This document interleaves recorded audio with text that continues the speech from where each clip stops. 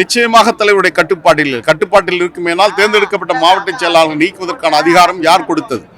என் மீது ஒரு அபாண்டமான துரோகப்பழியை தலைவர் பிரபாகரனுக்கு மாத்தியா துரோகம் செய்ததை போன்று மல்லை சத்தியா எனக்கு துரோகம் செய்தார் என்று சொல்வதற்கான அந்த மனச்சான்று எங்கே இருந்து வந்தது? இதயத்தை கீழே இறக்கி வைத்து விட்டுதான் இது போன்ற ஒரு அபாண்டமான பழிச்சொல்லை நீங்கள் சொல்லியிருக்கின்றீர்கள். கட்சி உங்களுடன் கட்டுப்பாட்டில் இல்லை என்பதன் மூலமாக தெரிகிறது. உங்களுடைய விருப்பம் திமுக கூட்டணியில் நீங்கள் கொடுத்திருக்கின்ற அந்த உறுதிமொழி, டாக்டர் கலைஞரை சந்தித்த போது காலமெல்லாம் உங்களுக்கு துணை இருப்பேன், இருந்ததை போன்று தலைவர் தளபதிக்கும் இருப்பேன் என்று சொன்ன அந்த உத்தரவாதம் உண்மையாகுமேயானால் பாஜகவுடன் கையெழுத்து பெற்றது தவறு என்று ஏன் நீங்கள் கண்டிக்கவில்லை? எனவே உங்களுக்கு திமுக கூட்டணியில் இருக்க வேண்டும் என்று விருப்பம் இருக்கலாம், ஆனால் துரைக்கு மத்திய அமைச்சராக வேண்டும் என்ற விருப்பம் இருக்கின்ற காரணத்தினால்தான் பாஜகவுடன் இந்த நெருக்கத்தை அவரிடம் அந்த கடிதத்தில் கையெழுத்து பெற்றிருக்கிறார் என்பது வெட்கக்கேடு, வேதனைக்குரிய ஒன்று. இது தமிழக மக்கள் ஒருபோதும் ஏற்றுக்கொள்ள மாட்டார். இன்ற வரையில் மதிமுக துணை பொதுச் செயலாளர் அதிகாரப்பூர்வமாக நான் இருக்கின்றேன். இன்னும் நானும் வெளியேறவில்லை, அவர்களும் என்னை வெளியேற்றவில்லை. எடுக்கட்டும், அதுக்கு பின்னால் நாங்கள் சொல்றோம். இதை உங்களை மீண்டும் சந்திப்போம். இல்ல, அதற்கான காலங்கள் நாம் தனியாக எந்த முடிவு எடுத்துட முடியாது. அதற்கான காலகட்டங்கள், அதற்கான நாங்கள் கருத்தியல் ரீதியாக திராவிட இயக்கத்தில் வளர்ந்தவர்கள், திராவிட இயக்க லட்சியங்களை வென்றெடுக்கின்ற களத்தில் உறுதியாக நாங்கள் நிற்போம் என்பதுதான் எங்களுடைய. உங்க ஆதரவாளர் மத்தியில் என்ன பேசப்படுது? ஏன்னா கிட்டத்தட்ட உங்களுக்கும் வைகோ அவர்களுக்கும் கருத்து வேறுபாடு ஏற்பட்டு ஒரு 1 மந்த் மேல ஆயிடுச்சு. எனக்கும் தலைவர் வைகோ அவர்களுக்கும் கருத்து வேறுபாடு என்பது துரையால் உருவாக்கப்பட்டது.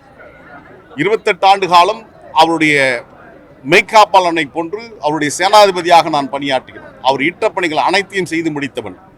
துரை வந்ததற்கு பின்னால் தான் இந்த கருத்து மோதலை உருவாக்கியவர். குறைந்தபட்சம் நாகரிகம், பண்பாடு தெரியாத துரையிடம் இணைந்து பணியாற்ற முடியாத சூழல் இருந்த போதும் நான் தலைவர் வைகோ அவர்களுக்காகவே பொறுத்து கொண்டு நான் கடந்து வந்தேன். கடைசியாக ஏற்பட்ட அந்த சமரச உடன்படிக்கையின் போது கூட ஒரு பொதுவெளி எப்படி நடந்து கொள்ள வேண்டும், பண்பாடோடு எப்படி பழக வேண்டும் என்பது கூட தெரியாமல் புறங்கையை எனக்கு கை கொடுத்தார். உள்ளே கொடுத்தது என்பது வேறு, வெளியே கொடுக்கின்ற போது செல்போன் இப்படி கொடுத்துட்டு இந்த கை தான் என்கிட்ட கொடுத்து பிடிக்க வச்சார். அப்படின்னா அதோட என்ன நோக்கம்? ஆக எல்லாமே துரையுடைய தவறான செய்கைகள். சமரசம் முடிந்து நான் வீட்டுக்கு செல்வதற்கு முன்பாக என் பெயரில் அறிக்கை வருகிறது, நான் மன்னிப்பு கேட்டேன், வருத்தம் தெரிவித்தேன் என்று. இதெல்லாம் ஒரு உள்கட்சியில் எத்தனை நாளைக்கு நாங்கள் அவமானங்களை சுமந்து செல்வது? அலட்சியப்படுத்துகிறீர்கள். எனவே இதற்காகத்தான் இந்த நிலைமை நாங்கள் உருவாக்கி இருக்கிறோம். செப்டம்பர் 15 தமிழ்த்தாயின் தலைமை பேரறிஞர் அண்ணாவுடைய பிறந்தநாள் விழாவை காஞ்சியில் நடத்த திட்டமிட்டிருக்கிறோம். அதில் நாங்கள் கூடிய ஒரு முடிவெடுப்போம். வாரிசு அரசியலுக்கு எதிராகத்தான் மதிமுக உருவானது.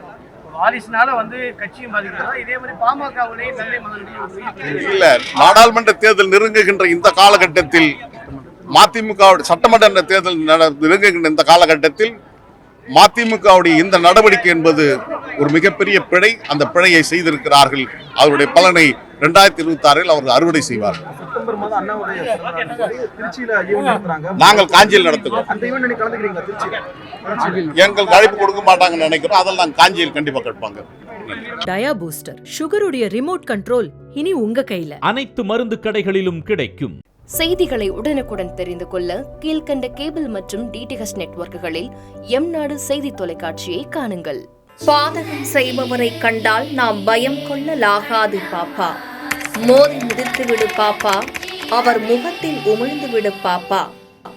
அண்மை செய்திகளை உடனுக்குடன் தெரிந்து கொள்ள இணைந்திருங்கள் எம்நாடு தொலைக்காட்சியுடன்.